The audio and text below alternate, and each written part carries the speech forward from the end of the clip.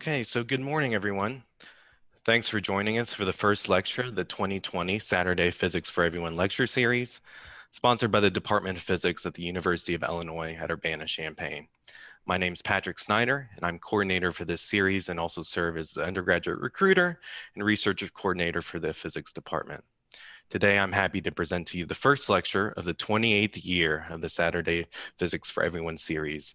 Now, this 6-lecture series is designed to give high schoolers and the general public the opportunity to hear from world-class scientists and researchers on the modern aspects of physics and how physics relates to the broader world around us. Now, each talk is scheduled every other week in the fall, so the next one will be in 2 weeks on September 26th at 10:15 a.m., presented by particle and nuclear astrophysicist Brian Fields, who will be presenting a talk entitled When Stars Attack, Near-Earth Supernova Explosions and the Radioactive Fingerprints. Now, you'll also receive a survey evaluation form tomorrow that I encourage all of you to fill out. And I also created a short poll with a few anonymous questions that'll help us understand our audience. And we'd very much appreciate your participation in that poll, which I'll release now. Now, for today, let me give you a little breakdown of how today's event will go. Now, first, I'll present Professor Yoni Khan, faculty sponsor for the Saturday Physics for Everyone program, and he'll introduce today's speaker. Now, today's session is scheduled to last until 11:30 Central Time, and will include a Q&A session at the end of the talk. Now, questions will be taken from attendees from today's presentation, so I encourage all of you to submit your questions by just clicking that chat button at the bottom of your screen. So without wasting any more time, let me present to you theoretical physicist and faculty sponsor of Saturday Physics for Everyone, Professor Yoni Khan. Thanks so much, Patrick. Well, in normal times, I would be welcoming you all to Loomis Laboratory for Physics in our big lecture hall. That said, I'm not sure you would all even fit in a lecture hall. And so the attendance today is fantastic. I see over 200 attendees, which means that we can, present the interesting research going on at Illinois to even more people. So I think that's actually a really nice kind of silver lining to the unusual situation that we find ourselves in. So speaking of which, the speaker today, if you've been following the news, needs basically no introduction. So Professor Nigel Goldenfeld has been doing amazing work helping to advise the state on its COVID response. But before that, he's actually been at Illinois longer than I've been alive. So he joined the faculty in 1985. He had sabbaticals at Stanford and Cambridge, but has now come back to us and has won a number of awards, including being an elected member of the American Academy of Arts and Sciences. His normal everyday research focuses on biophysics, from which he got into that from condensed matter physics. But the work that he's been doing over the summer has been extremely important in helping Illinois and the University of Illinois return to something approaching normal. So I'm really interested in hearing what Nigel has to say, and I'm happy to cede the floor to you. Thanks. Well, thank you very much, Yoni and Patrick, for inviting me. It's a pleasure to give this talk. So let me share my screen and get started.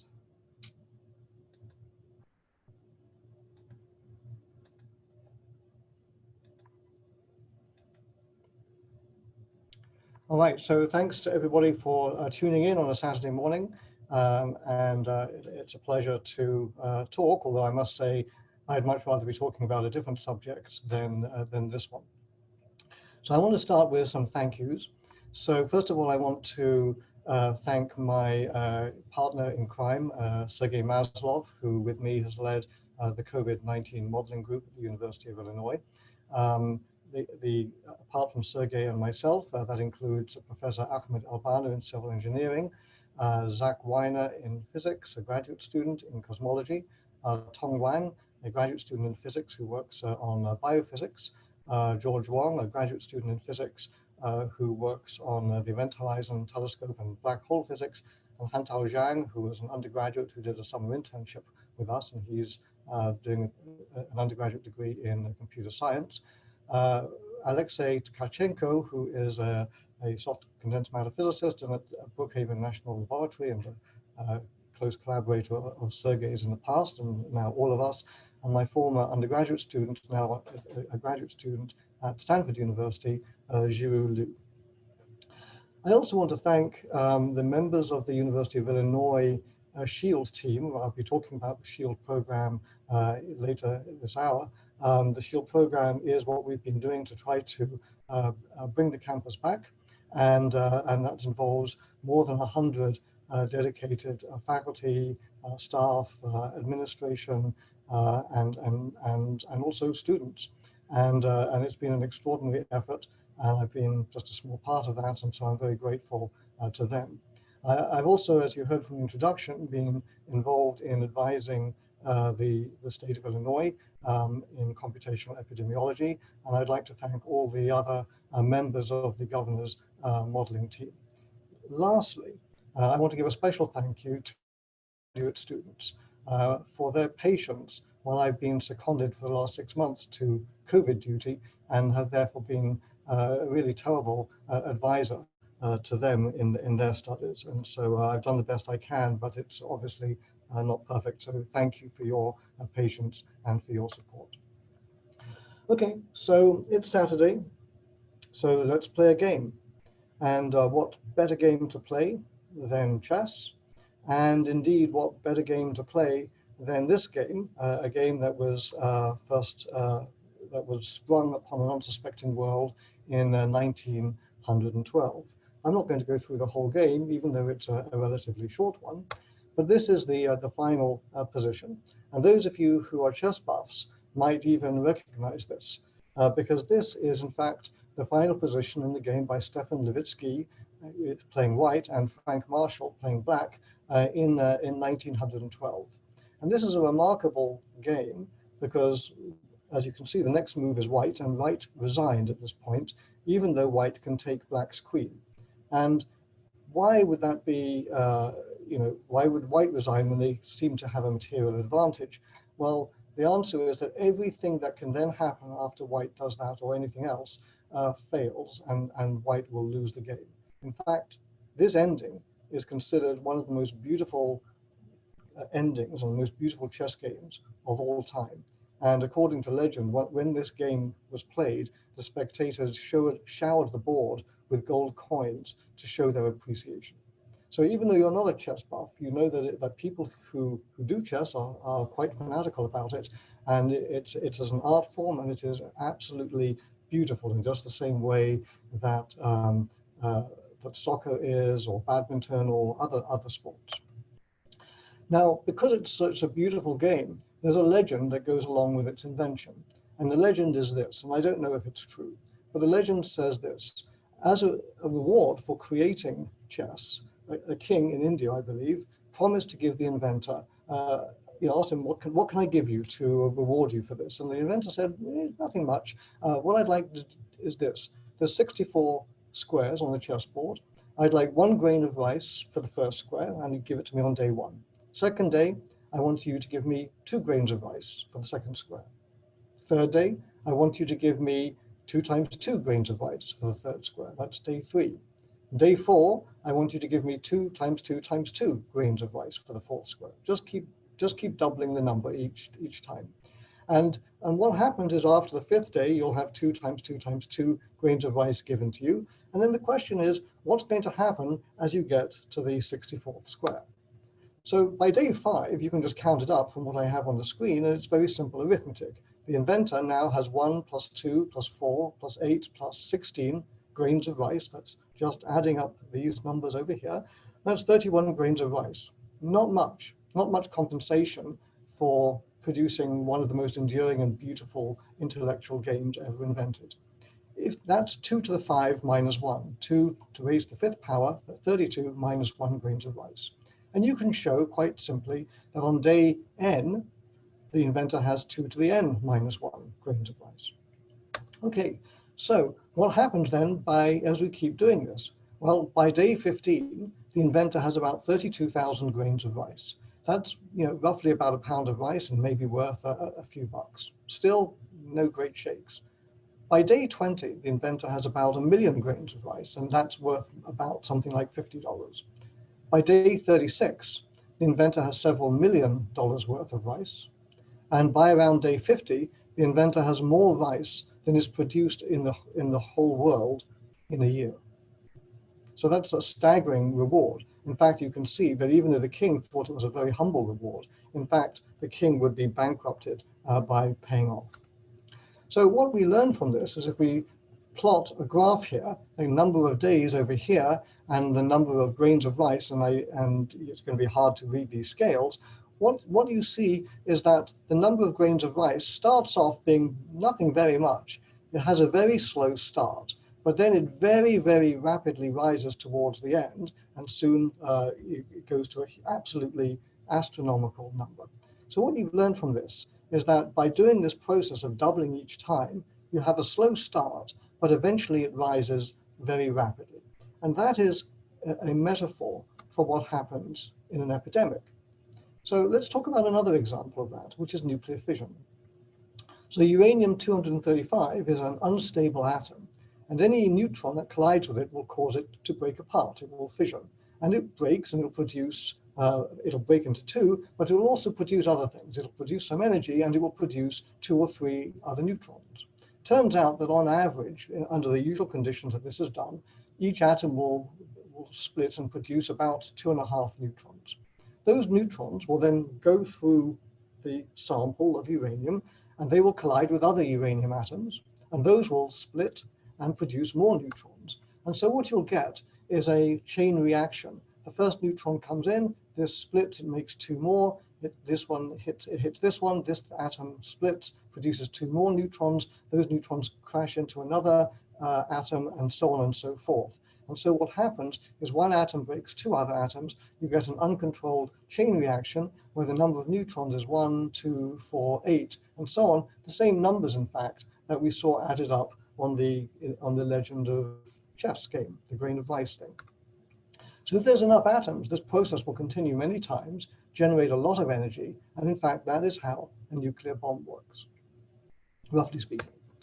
Now you can do things to this to stop it doing that. For example, you can control the nuclear reaction in various ways, so that in fact basically only one neutron comes out and will cause fission in another atom, and then the same thing going on again. And so each time you produce 1, 1, 1, and these other neutrons either go away or they have too low energy to do anything, and so this doesn't occur. So if there's not enough atoms or something absorbs some of the neutrons produced, the reaction doesn't grow, but just keeps going, generating energy. And that's roughly how a nuclear reactor works. Okay, so COVID-19. COVID-19 is a biological atomic bomb. It's exactly doing this branching process that I showed you. And so let's show you the same picture again, but now these aren't neutrons colliding into uranium-235. This is a person infecting another person. So this person has been infected by the virus. That person then goes and walks around and infects 2 other people. Those people go around and infect 2 other people, and so on. And because one person infects 2 other people, rather than one atom breaks 2 other atoms, what you end up with is an uncontrolled chain reaction. So this is what an epidemic is.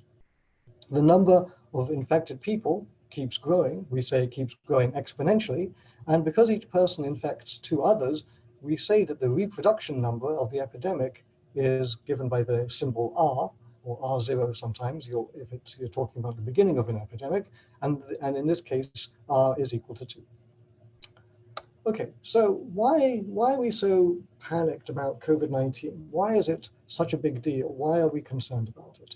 So sometimes people like to compare it to flu and other illnesses. And so let me just quickly show you a slide that was made by Jessica Brinkworth during a presentation that we were jointly giving earlier this year, and she gave me permission at that time to use this slide. So it compares different diseases, the usual influenza, COVID-19, SARS, which was an epidemic back in the early 2000s, and MERS, another respiratory syndrome epidemic or disease about 10 years or so ago.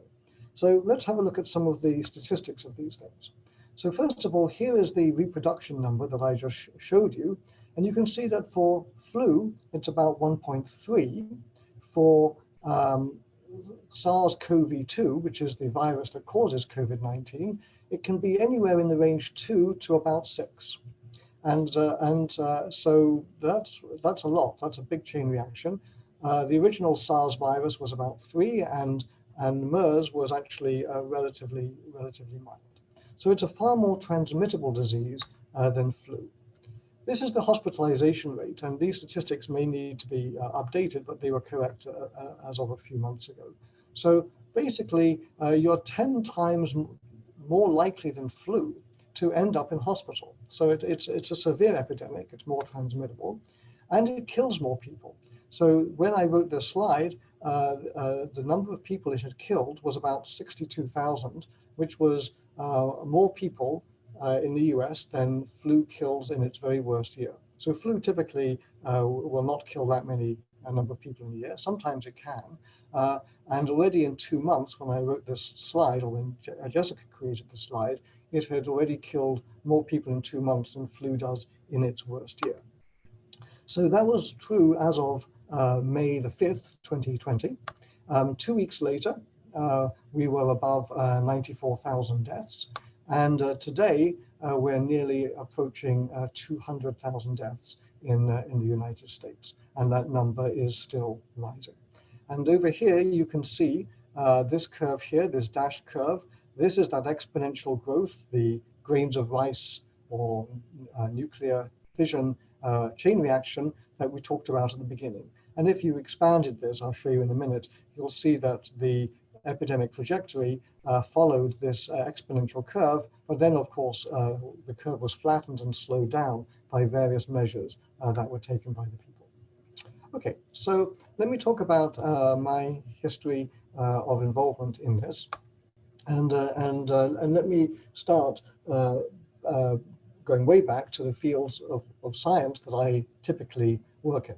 Now, Sergey and I are both examples of interdisciplinary physicists. We were both trained in condensed matter physics, but people sometimes say, well, physicists should just stay in their lane and just not try to do other fields. But the fields of science that we've been involved with, we don't even have a lane. Our whole mission statement is to apply physics in areas where it hasn't traditionally been applied. And that's been a big trend in science over the last 20 years. Our background, my background, is in using statistical reasoning to solve problems in physics. So for example, how is it that if you take a whole bunch of atoms together, maybe 10 to the 12, 10 to the 23, something like this, a huge number of atoms, how can they self-organize to form remarkable new phases of matter, such as solids? Well, there's nothing remarkable about that. We see them all the time. But how about magnets? Magnetism is really interesting. Superconductors, things that can conduct electricity without any resistance, and many other beautiful and exotic phases that people have learned about. So we use statistical reasoning to understand the behavior of matter. But we can use these same methods to study the behavior of living matter, and that has also been a huge trend in physics in the last 15 to 20 years. And in fact, my work has been to use these same statistical physics methods to study ecosystems, to study evolution, to study the behavior of microbiomes, of viruses and bacteria, genes, and even honeybees. And in fact, I work, and in fact, my office that you can see behind me is not in the physics department at all. It's in the Carl R. Woese Institute for Genomic Biology, where I lead a group on biological complexity. So the mathematical modeling used in ecology is also the foundation of the mathematical modeling that's used in epidemiology. And that's why it was very easy for us to quickly pivot from our regular research to COVID modeling. Now, cast your mind back to March and April of this year. Testing was very inadequate in the United States, at least, to track COVID-19. It was very difficult. The coronavirus was coming, and the only way to see the disease was through mathematics. So in Illinois, which is where we are, even though the number of reported cases was only about 100 around about the second to third week of March, we could predict the dramatic effect of what would happen if the epidemic continued to grow, and what would happen if we tried to take some mitigation actions. And the only mitigation action that was on the cards at that time throughout the world was, at least for most parts of the world, was a stay-at-home order or lockdown. And in fact, that is indeed what happened.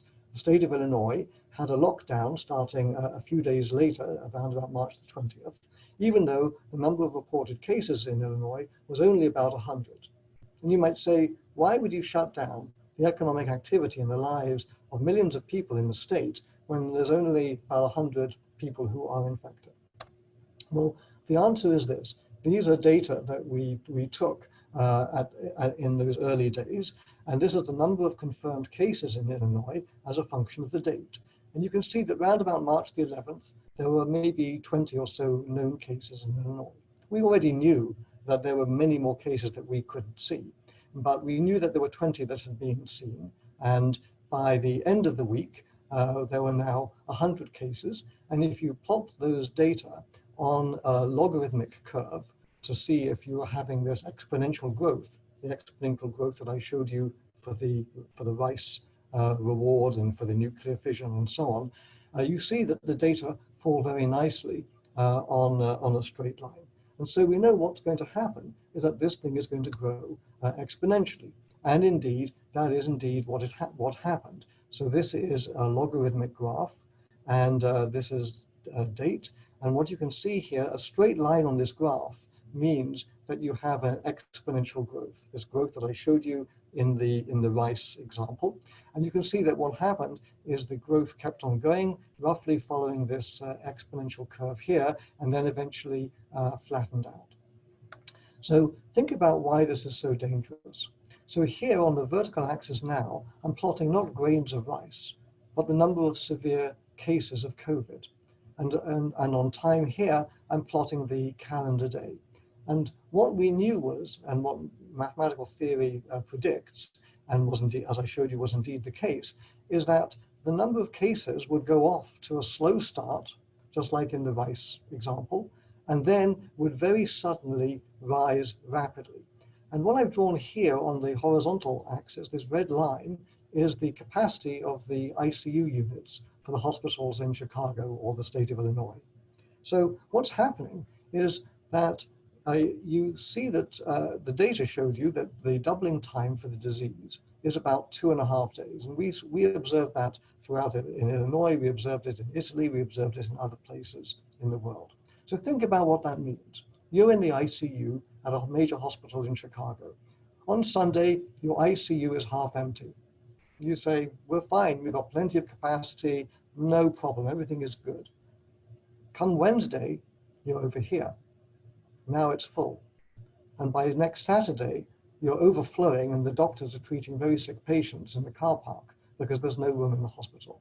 That's why these epidemics are so dangerous. They rise exponentially, they start off slow, and then before you know it, they rapidly increase.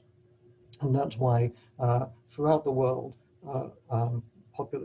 populations and countries and so on have shut down because they understand the severe dangers that it imposes to public health and economic activity. So we wrote some calculations about this. They are posted here on the preprint archive, medRxiv, and what we predicted was the following. We predicted what would happen if you shut down the state. You did a lockdown, the same lockdown, but in one scenario you did it early, and in another scenario you waited just a couple of weeks. And what we're plotting here is the ICU beds in Chicago. And what you see happening is there's that capacity line, that's the dashed line over here. And if you delayed shutting down, you would quickly surpass that limit, that capacity. You would have the terrible overflowing healthcare system and everything that goes along with that. Whereas if you did it very quickly, you would follow this curve and you would never overflow your healthcare system. And that was so those are two identical mitigation scenarios implemented at different times. And what you can see is acting early makes a big difference when you have an exponentially growing process. So that worked. And here's a pop quiz question for all of you. There's two states here. One of them is Illinois, and one of them is New York, which caught the epidemic earlier than us.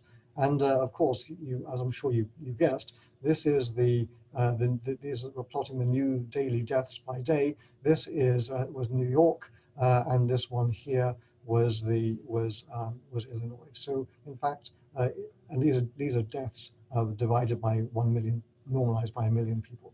So what happened is that Illinois did indeed flatten the curve and avoid that disaster. This social distancing, it's a part of social distancing, saves lives. Here's an estimate. If we hadn't done that shelter-in-place order, we would have had a large number of deaths over time. Of course, eventually everything would stop, so this would never actually have this scenario. With the shelter-in-place scenario, the doubling time started off as being about 2 days, then became about 5 days, then about 13 days, and indeed many deaths were prevented by the governor's actions. So basically, what we have to do is beat this game of rice, the exponential growth, and we have to reduce the reproduction number R to break the chain of transmission. And the strategies for doing this have been known for centuries. You isolate people who are infected so they can't infect other people. You quarantine anybody who may already have been infected by contact tracing. You go and ask the infected people, who did you see recently? And you take those people and quarantine them just in case they did get infected, and then you can make sure they don't pass on the infection. You have good hygiene and social distancing, like the 6-foot rule, washing your hands and all of those things. And you wear masks for airborne diseases. And if necessary, if you can't do those things and mitigate the illness, sometimes you can do it early enough, as was done in places like Taiwan and South Korea and others, a few other places. If necessary, you lock down the population, as was done first at Wuhan in China, to get the cases down to a number that's manageable by contact tracing. So what are the stages then of an epidemic?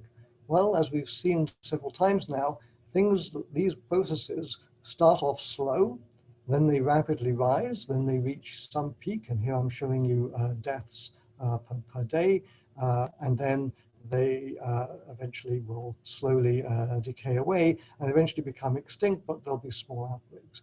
And as you can tell, I'm not from the Midwest originally, even though I've lived most of my life here.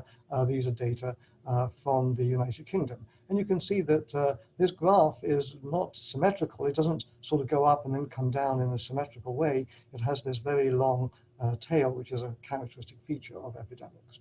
And this peak here happens for several reasons. It can happen because the epidemic just blasts through the population and eventually runs out of people to infect. Or mitigation measures protect the population, and so you flatten the curve, as we saw, for example, in Illinois. So epidemiology is not rocket science, it's harder. I want to explain to you that modeling an epidemic is much harder than any of the problems I ever worked on in physics. And the reason is this: people's behavior can change the predictions for better or for worse. So you're not just predicting something like, fire a rocket, like some, very simple high school or early university physics problem where a rocket goes up and then it comes down. It's not like that, because people's behavior change the way that the epidemic operates. And we've seen that this year. For example, suppose you were to hear that the epidemic is growing dangerously in your area. So what you do is you go out and get a bunch of food, then you hunker down, slow down your social interactions, just stay at home, don't do anything, and therefore you're not able to infect other people, and other people can't infect you. And so that makes the reproduction number smaller, and so that breaks the chain of transmission. So things go down. On the other hand, you might then hear that the epidemic is really, not much happened. We did all this, we did all the social distancing, it worked, the epidemic is hardly present in your area, and so you say, well, in that case, why do I need to stay in my basement? I can go to indoor dining, I can go to the gym, I can go to a bar, I can have parties. And if you do that, that will make R get bigger. And so what we've seen now happening is that states that wanted to reopen for economic reasons, or states that were successful in mitigating the epidemic, then cautiously do a reopening, and that starts the cycle of infection again, and you get the slow and then rapid growth, and it keeps on going. And so it's very difficult to factor in these behavioral aspects into predictions, because anything you predict can then be changed by people who hear the prediction and modify their behavior accordingly. So let me try to give you some flavor of computational epidemiology, what one can do with it, and how it's used and how we practice it. So the standard method that people in epidemiology use, excuse me, are what are known as compartment models. So what you do is you say, here's a population of people. Let's just ignore the fact that they're all in different places. We'll just pretend that they're all very close to each other and they can infect each other. So what happens is the people who can be infected, we call those people susceptible people. If they get the epidemic, they will then get sick. So they're susceptible to the virus. So then there's people who get exposed, and then eventually they will develop some symptoms. They'll become infected, and they'll be able to infect other people. Now, some of those people may not get too sick, and so they'll just recover. But some of those people will then have to go to hospital. And some of those people might even have to get into the ICU unit because they're severely sick. And some of those people might even then sadly die. And so you model these different compartments, and this transmission step here from being a susceptible person to suddenly getting infected, being exposed and being infected and infectious, that's where you can modulate the epidemic by some forms of mitigation. And in the very early days, we used public domain software to model these things using parameters appropriate for the epidemic taken from China, for example. But then very quickly, we built our own models, and they're very complicated mathematically. I'm not going to go into the details of how they work. So what we have to do in making our models is we first of all need to know what the starting condition is. And of course, we don't even know that, because most of the people who are infectious, until they get symptoms and they're severe enough that they have to go to the hospital, we don't even know who's infected. So we don't know that, and that's one of the things that makes this hard.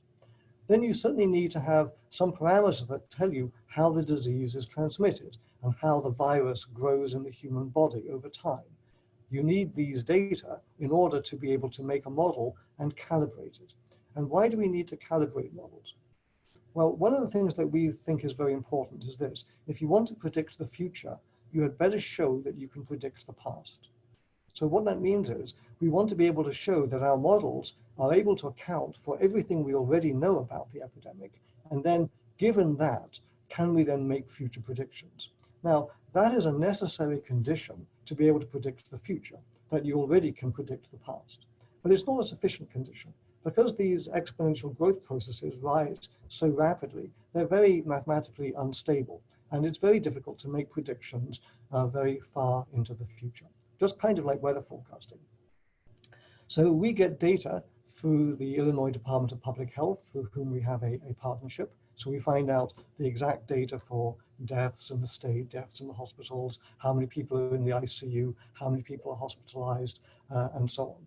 And then we estimate the parameters by using what's known as a high-dimensional model fitting algorithm called Markov chain Monte Carlo, and we have to use supercomputers to do this, because what we do is we simulate many scenarios for how the disease is spreading, and we adjust the parameters in such a way that they match what we already know.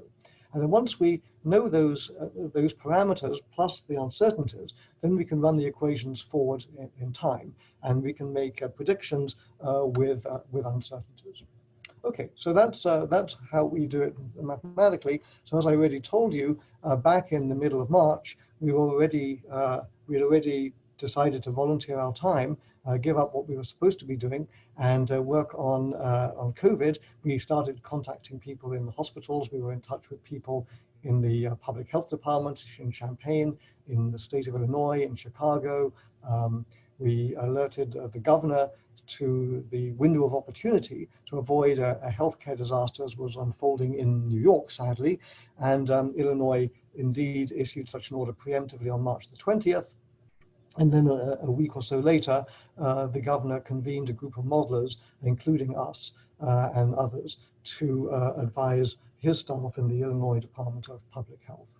And what we as a modeling group do is we work with the Illinois Department of Public Health, we get data from them, and we actually help them to design appropriate metrics to track COVID in the epidemic, COVID in the state, and we also help them to understand, to make forecasts and to answer their questions about, what might happen in the future.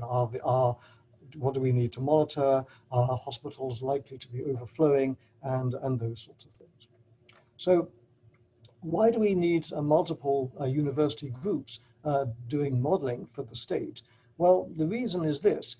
In scientific research, what one normally does is write some paper, some piece of research that you've conducted, you send it to a journal, and the journal then will find a few other experts who are in that field, ask them to study the paper and write a report on it to say if they think it is correct or not, or what needs to be improved, and so on. And that process of going back and forth with the peer review can take about a year or so, maybe sometimes less, but it can take a long time. And it's obviously something that's too slow for an epidemic that is spreading like wildfire through the population. So what we do instead is that the groups take the same data and then try to do the best modeling that they can, and they can compare notes and so on. And what we try to do is get a consensus understanding and some kind of converging description of what's going on, at least in the main trends of it. This is kind of analogous, if you will, to getting a second opinion. If you're unlucky enough to go to a doctor and the doctor says, well, you need to have some operation, you might say to her, well, that's great. May I get a second opinion, please? And she'll say, yes, here's a few other doctors who are experts in this area. Why don't you go and ask them and see if they agree with my prognosis? And people obviously go ahead and do that. And so the state is doing exactly that in its process. So what do we see happening for Illinois? So our model is a multi-channel model. It's fairly unique in the way that it works. We take hospital and ICU room occupancies and deaths. We don't use cases. And the reason we don't use reported cases is because they're so unevenly sampled. Like in the beginning of the epidemic, the only people who were given COVID tests were people who were very, very ill. Later on, many people could go and get could go and get tests. And today at the University of Illinois, we're just sampling everybody twice a week, whether they're sick or not. And so because of this, we use data that you can really hang your hat on, and that's shown here.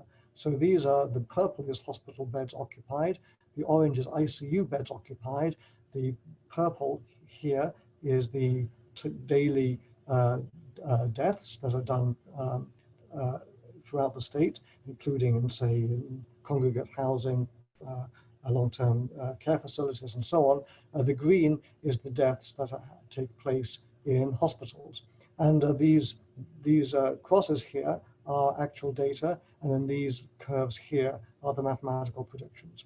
And so you can see that the models predict that the epidemic reached a peak, was a pretty broad peak, a sort of plateau, and then will gradually go down. And how did that prediction pan out? Well, pretty good in general, but as I said, human behavior can change the predictions. So because the predictions were going well, then the state went through a process that we'd helped them come up with to reduce the mitigation, and that of course increases the epidemic transmission. So what I showed you was predictions based in May. By July, 2 months later, those predictions were going according to plan. But look here, you can see that there's a slight uptick, a slight deviation from the predictions. And when you start to look at that, you notice something very interesting in the data. So here I'm plotting the fraction of positive cases as a function of the age group. So this is the under 21s. This is age 21 to 30, 31 to 40, and over here, 71 to 80, and people who are over 80. In red is people, the data from before June the 1st, and in blue is the data after June the 1st. And you can see that before June the 1st, there was a small number of people, relatively speaking, who were young, who were infected. But after June the 1st, that picture completely changed. There were many more infections amongst young people. And this is the data for the southern part of Illinois. So we could see something very different was happening. And indeed, what our models predicted was that there was going to be a second wave, and that has indeed happened. And this uptick is due to the fact that we went to phase 3 and phase 4, the relaxation of the stay-at-home order, which of course then allows people to not social distance as much. So this was to be expected, and we see that for the state as a whole, it's, you know, it'd be better if it kept on going down, but it's manageable. And so we went and worked all of this out. Again, another paper on the Med Archive. Other states at this time were having a very bad things happen because they hadn't really gone through the first wave, and so you know, you've probably heard about what happened in Texas and Arizona and Florida and so on. So we avoided all of that. We have a second wave still in Illinois. It's dying away in other parts. The state now has roughly 11 regions.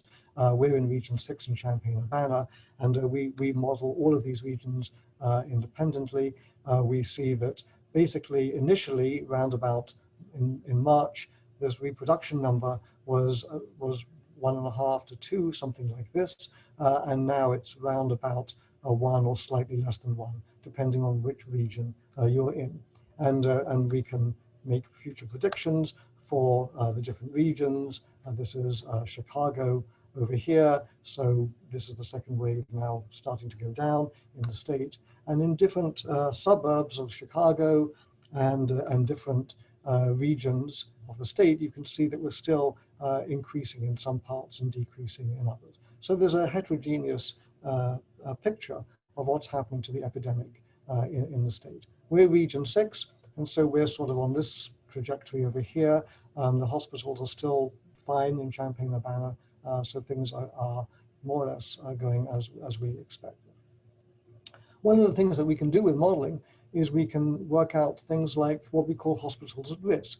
So we can ask, what is the probability that you're going to fill all the hospitals in, say, the next 4 weeks or something like that? If you think that's going to happen, of course, you'd need to lay on extra capacity.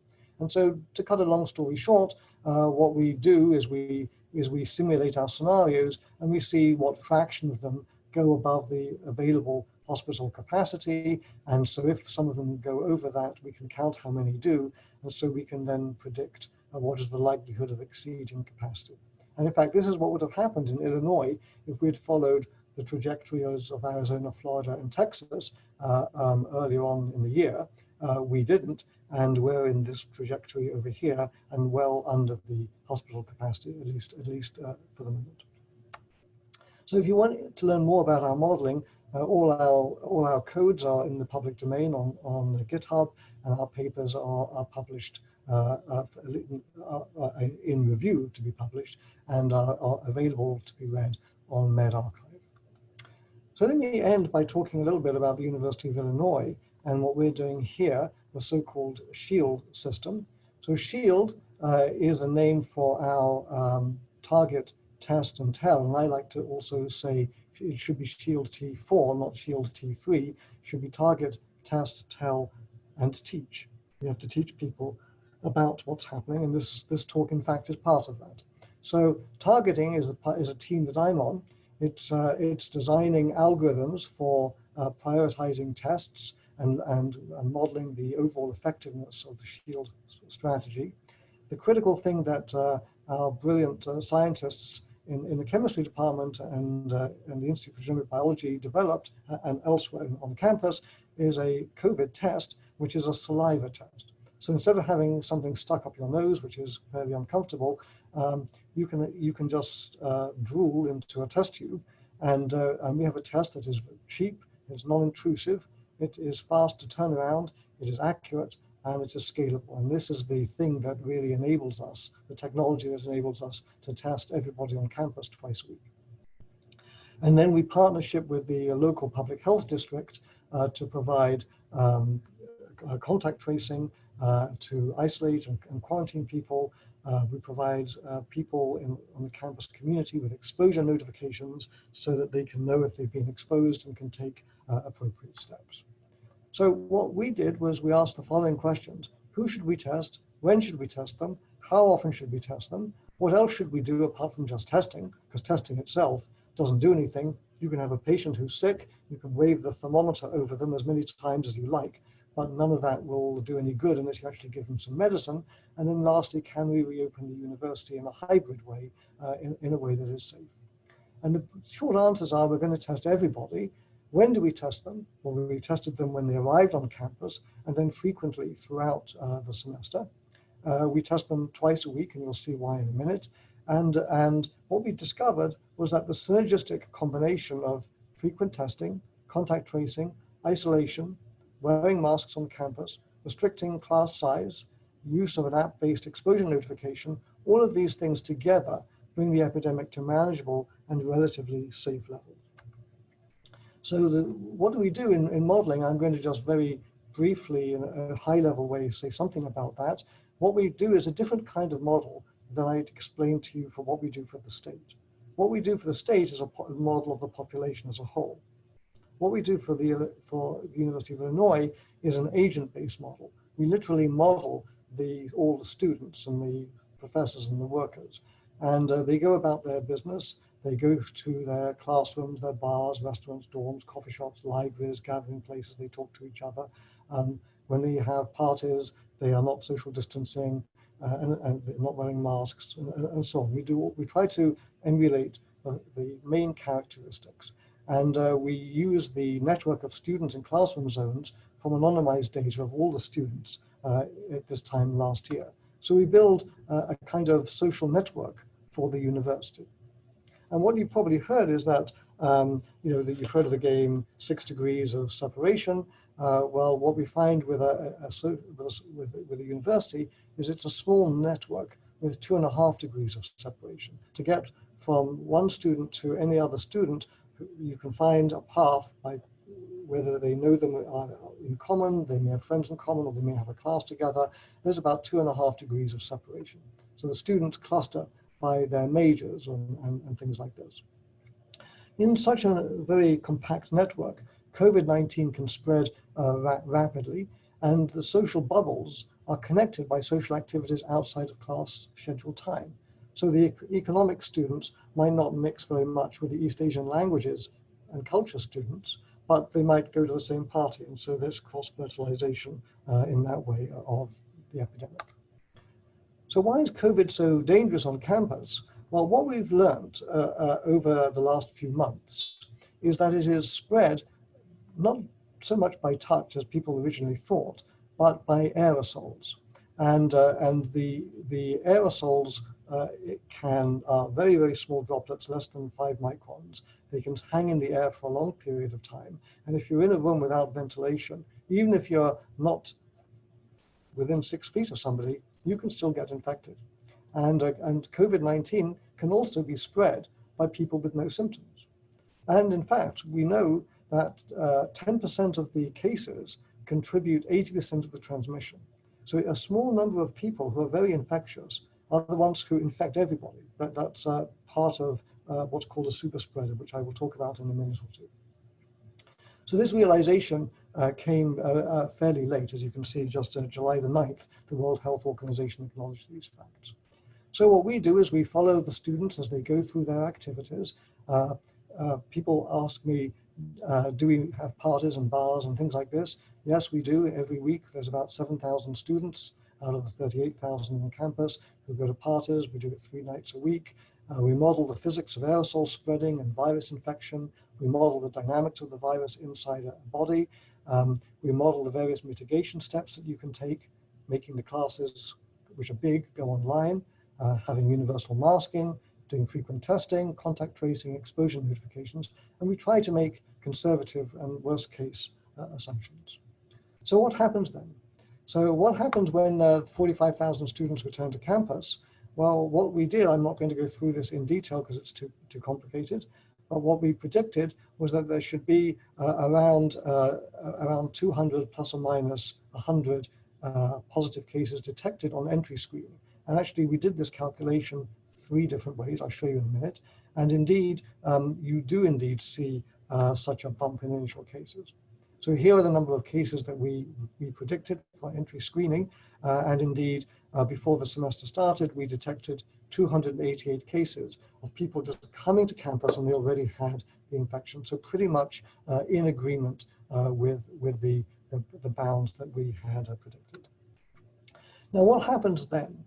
So let's suppose that we do nothing and we model what's going to happen to the university. But what happens is what you might guess would happen is that COVID spreads through the university within a month. You get thousands of people infected, education is disrupted, and social life and extracurricular activities are disrupted, and the community health is jeopardized. And these curves here show you the number of agents as a function of days, so showing you how many people get infected as a function of time. These are the daily numbers. It's a huge number. It's obviously a terrible thing to do. Universities should not open unless they have significant plans to really do something about this. First of all, know who's coming to campus and then have a plan to do something. And we did. Our plan was to build a multi-layered set of mitigations, which I've already showed you, and those then show that the epidemic will be quenched on campus. You'll get a lot of people who are quarantined through contact tracing, but the number of infected people will be small, and there'll be an initial bump of cases that will eventually take about 3 weeks to die down.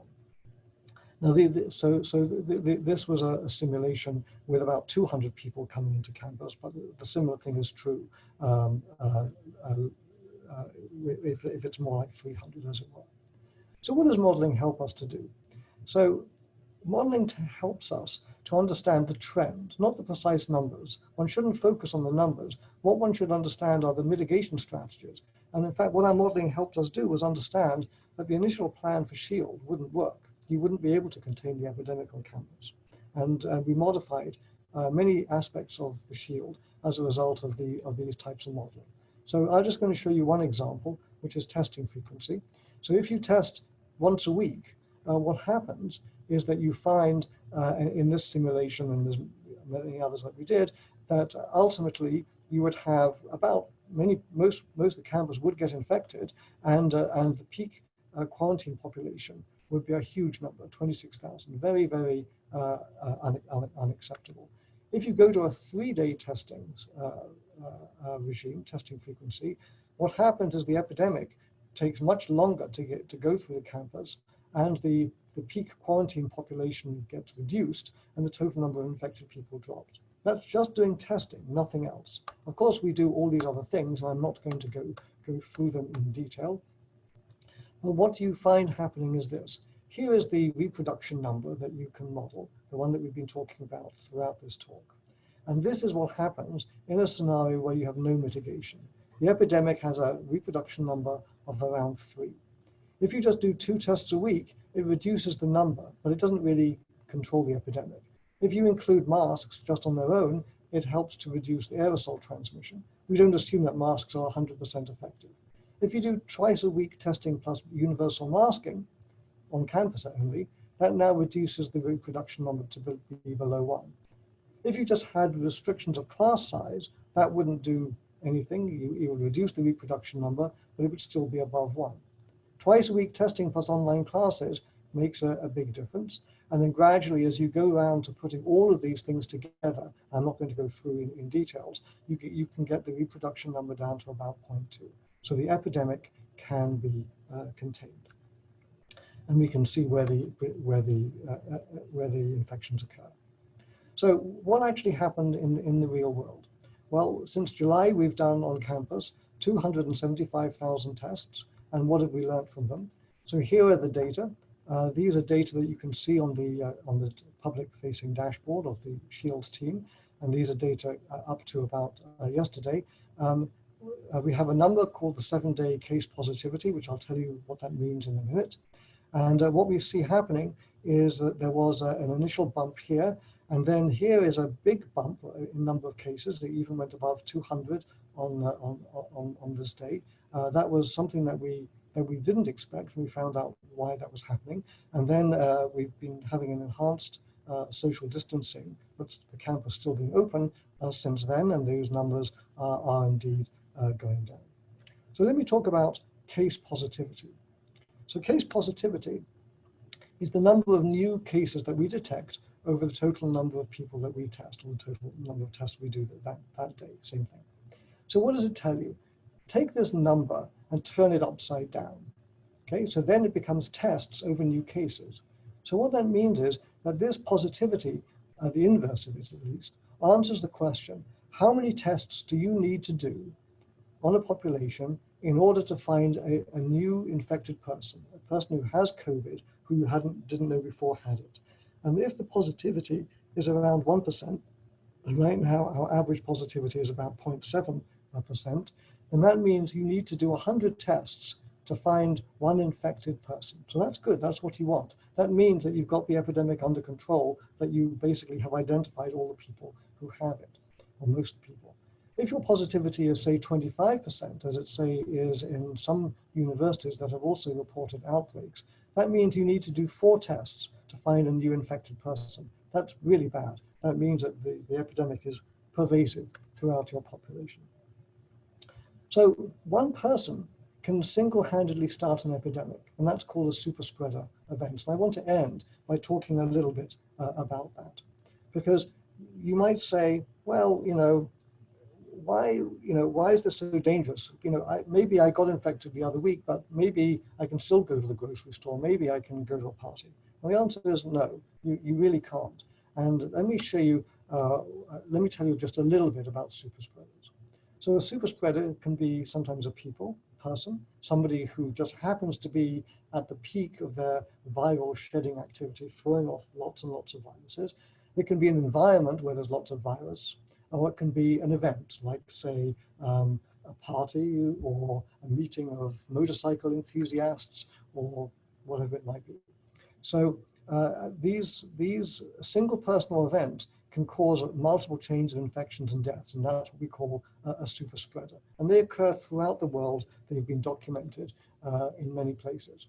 Here's one in Chicago. Very early on in early April, the CDC documented a super spreader event in Chicago, where one person who was infected attended a funeral, and that led to a bunch of people getting infected and at least 3 deaths. Okay, here's one recently from the New York Times, a documentation of a bus ride that turned into a coronavirus super spreader event. 1/3 of the passengers on the bus were infected by one other passenger who didn't know that they had the epidemic. And she infected 24 people on the bus, and it didn't matter how far away they were. Just as I told you, because of the aerosols, the 6-foot rule doesn't really apply. The only thing that saved you was if you were by a window. If you were by a window, you didn't get infected. So ventilation is good. If you're worried about the virus and you're in a closed place, please open windows. Here's one that was very recent, just in the last couple of weeks, a deadly super spreader event at a party. It was a rural wedding. The party was in a hotel, excuse me, and they exceeded the state's cap for indoor events. The people weren't social distancing. They weren't following the public health guidelines. The next day, one of them had symptoms of the coronavirus. Others did too. And eventually what happened was that 147 other people got infected. And we know now of at least 3 deaths that came from this one event. One person at that party infected all these people. So large gatherings are potential super spreader events. That's why there's an ordinance right now to restrict parties and so on to be less than 10 people. You want to make sure you have good airflow, because poor airflow promotes super spreading. If you're talking loudly and you're not wearing a mask, you're emitting viruses at 30 to 50 times as much as people who are just breathing at rest. And 50% of the infections can come from people who have not yet even shown symptoms or may never even do so. So it's really important that people follow the public health guidelines and local ordinances. So what I told you is that exponential growth is really hard to stop. It's high frequency, high throughput testing can give you a clear picture of the epidemic. So in Illinois, in Urbana-Champaign at least, we don't just see the tip of the iceberg as everywhere else in the world is seeing, we're seeing the whole iceberg. Multiple mitigations can prevent epidemics from growing, and transmission can occur through super spreader events. So I've told you that epidemiology is not rocket science, it's harder because of the behavioral aspects, and we're very acutely aware of that. As I mentioned and as I showed you, there was an upswing, not a large one, but an alarming one, because it was unexpected, in positive tests at UIUC, and that showed indeed that we have to be careful about that. And this became there was an article in the New York Times a couple of days ago about that, and indeed there was a very funny comic, XKCD. It's a wonderful comic strip, and they made the following comic about the two physicists, which is intended to be Sergei Maslov and myself, and explaining why we wouldn't want a physicist to design a COVID response team. So here's a couple of comments about that. So I thought it was a wonderful comic. I thought it was very, very amusing. But a few fact checks. In fact, it was 7 physicists, not 2, and an engineer and a computer scientist. The number of parties actually was right. We did model that. What we didn't understand was the illegal breaking of the health department statutes and the local ordinances. We didn't anticipate that, nor did any of the other people on the SHIELD team, or even social scientists who were part of that team, or at least who never anticipated that either. So that was the thing that we really needed to we didn't get right. And the university is still open, but with enhanced social distancing. And about parties, do physicists go to parties? Well, for you K through 12 students who are on this attending this talk, become a physicist and find out if it's really true. It's also not quite true. All right, I want to end.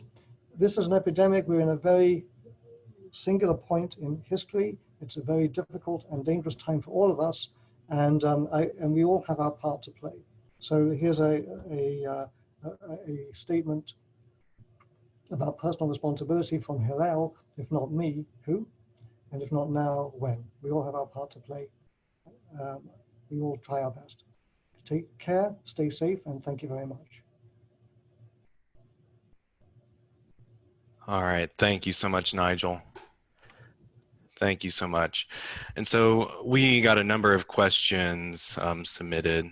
Thanks so much for everyone who submitted their questions, and we'll try to get to as many as possible and maybe follow up on some, in social media, if you follow us on Twitter, Facebook, Instagram also. And so firstly, let's just get to the first one. This might, address the further purpose of SHIELD. So someone asked, are there any state plans to scale up the saliva test so that it would be available on campus in Illinois, to all campuses in Illinois? Right now, testing is a very hit or miss depending on the financial resources of the institution. Yeah, that's a great question. We recognized very quickly that we had something rather unique, and so we have started already. We're already in discussions with the state about having our testing be applied throughout the state and in the local community. And we've been contacted by hundreds of other universities, government organizations, companies. So we're in discussion with all of those. The University of Illinois system, not the University of Illinois in Urbana-Champaign, but the bigger University of Illinois system. We have an institute called the Discovery Partners Institute, based in Chicago, and that is one of the entities that's spearheading taking our technology and our methods and applying them broadly. And it's not just testing. There's as I've said, you have to have actionable consequences from the tests, and there's many challenges, and so we have to so that whole system, as it were, is what needs to be implemented. So it's logistically challenging. I mean, it's very difficult even for us to do this in Yeah. Urbana-Champaign. We're learning as we go. We're making improvements even in the last few days. We've made many improvements to our pipeline and so on. So there's a lot that needs to be done. So it's not trivial to transport this to other places, but we are definitely working with many partners to try to do that. Yeah, yeah, and it's the whole infrastructure, right? It's the whole app that's being rolled out to everyone, and that's Well, what's. it's an infrastructure that, yeah, I mean, I wish I had a video to show you what happens in the veterinary lab where they do all the testing. It is incredible the work that they're doing. Some days we process 2% of all the tests done in the whole United States. Yeah, And that's just on a university campus. So there's huge IT issues, there's logistics, human aspects, psychological aspects. Uh, you know, it's a very challenging thing, and you have to have a partnership with a responsive public health department, and we're very lucky to be working with CUPHD. yeah. All right, awesome. We'll get to the next one now, and this has been asked by several people. So how do you translate qualitative items such as wearing masks, social distancing, etc., to quantitative R number? Yeah, so what we do is we have a model for how the virus gets transmitted through droplets, and we didn't invent the physics of that. The physics of that was was really developed by other people for SARS and other respiratory syndrome diseases, and we use their work. We use work. I had some of the references on my slides.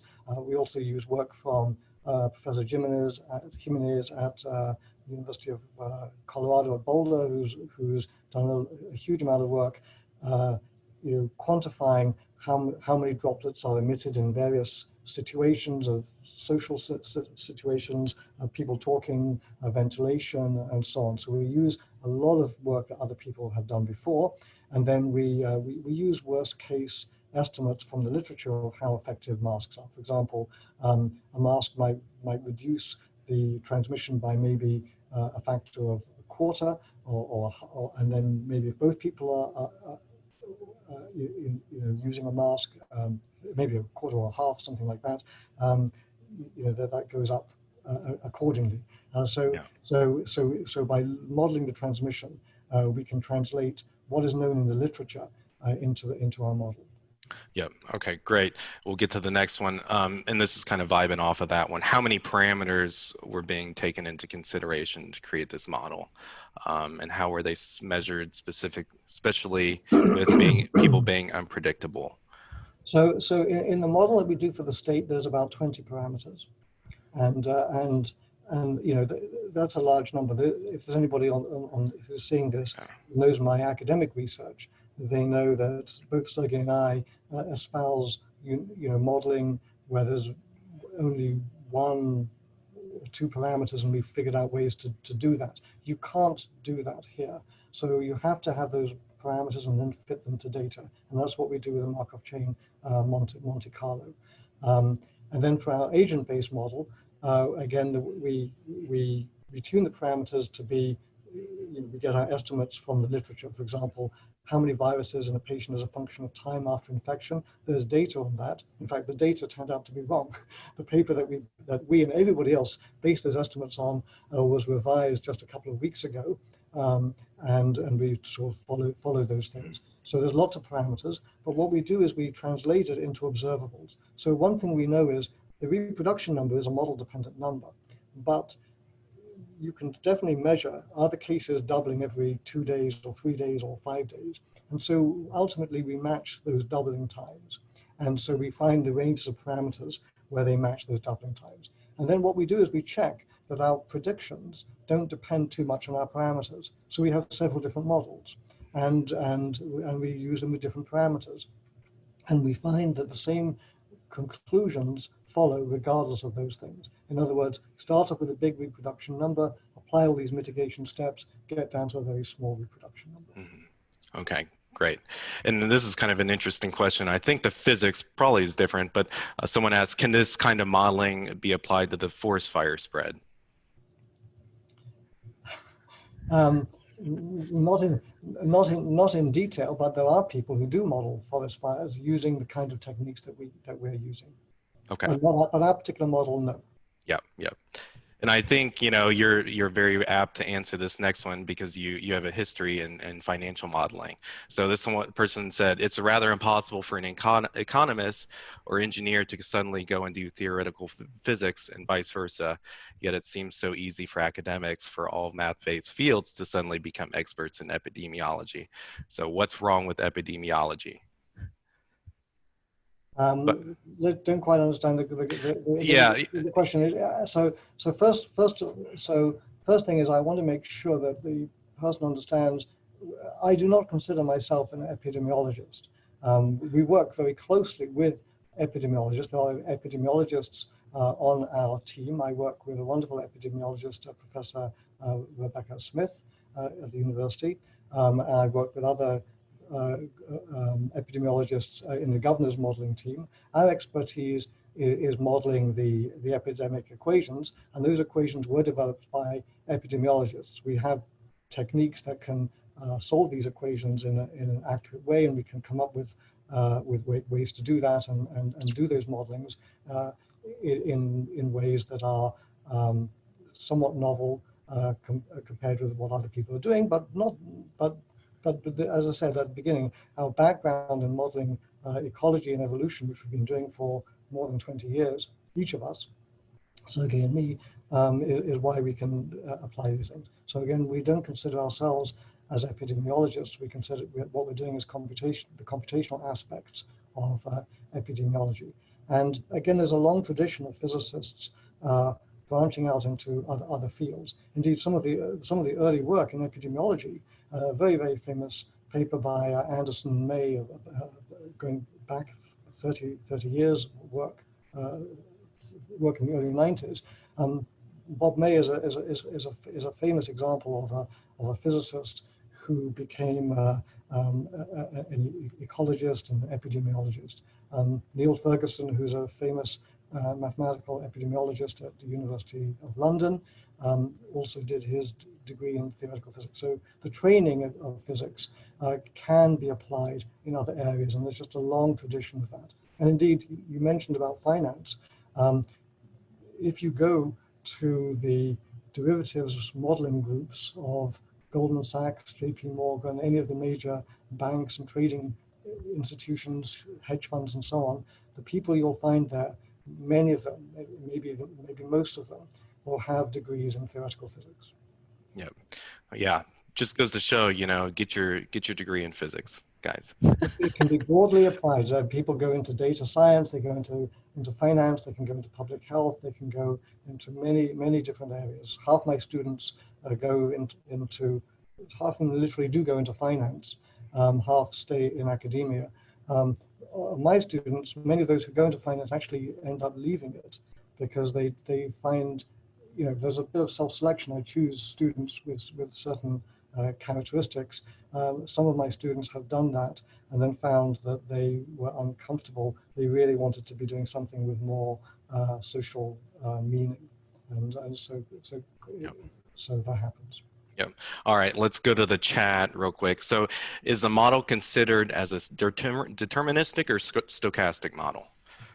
The model that we use for the state is a deterministic model, meaning that the equations are deterministic, but we sample over many realizations, and so even though the dynamics is not stochastic, we are modeling stochastic events. Our model for the university, the agent-based model, is a stochastic model. Okay. So let's see. How significantly does the variance between the input epidemiological models affect the predictions? How does the what? How significantly does the variance, quote unquote, between different inputs of the epidemiological models affect the predictions? So yeah, okay, I think I understand the question. So there's parameters that you don't know, and so you have to produce error estimates for those things, and we sample over those, and they do have a strong effect on the predictions. And so what we are able to do, which I think is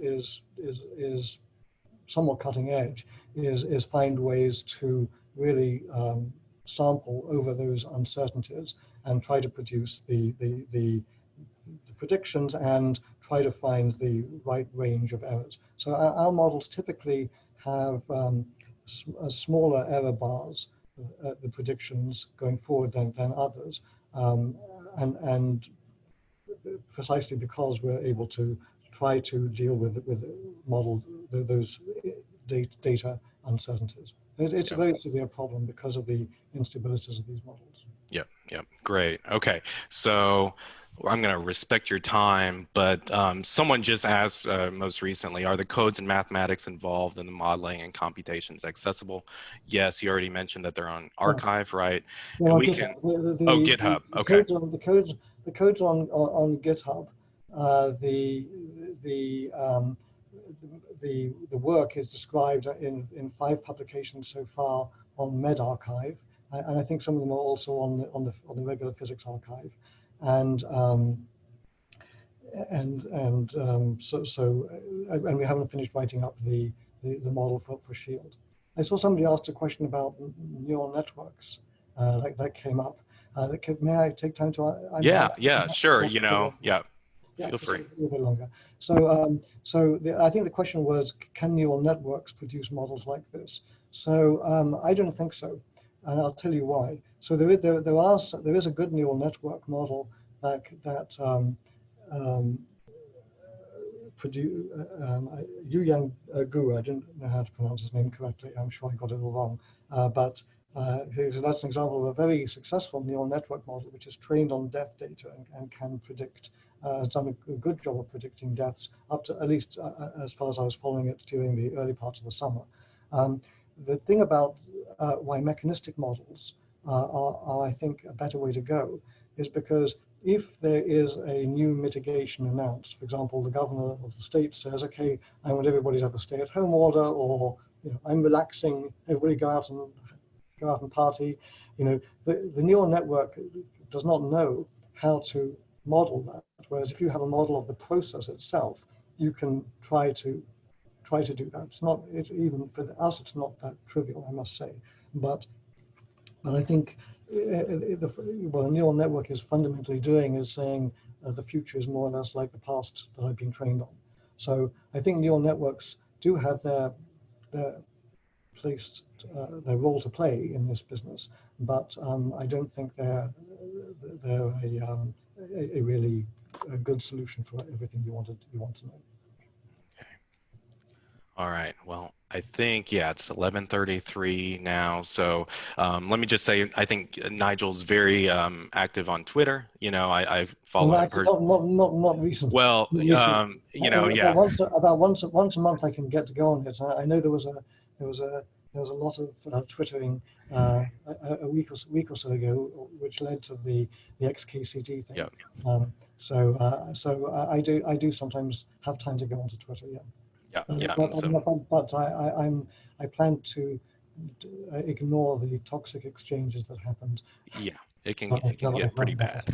Yeah. All right, so thanks everyone for so much for an engaged audience this morning. The success of events like these really relies on a great audience like yourselves, and there was no shortage of great questions, and we might even try to get some of those other questions that we didn't get to answered maybe online. So also I'd really like to thank Professor Nigel Goldenfeld for being so gracious with his time this morning, and we really hope to get him back to talk more about his biophysics research in the near future. And I hope you all will continue to engage with us on social media, and hope to see you all in 2 weeks for the next Saturday Physics. Thank you very much for having me, and thanks for taking time out. Thanks so much. Thanks.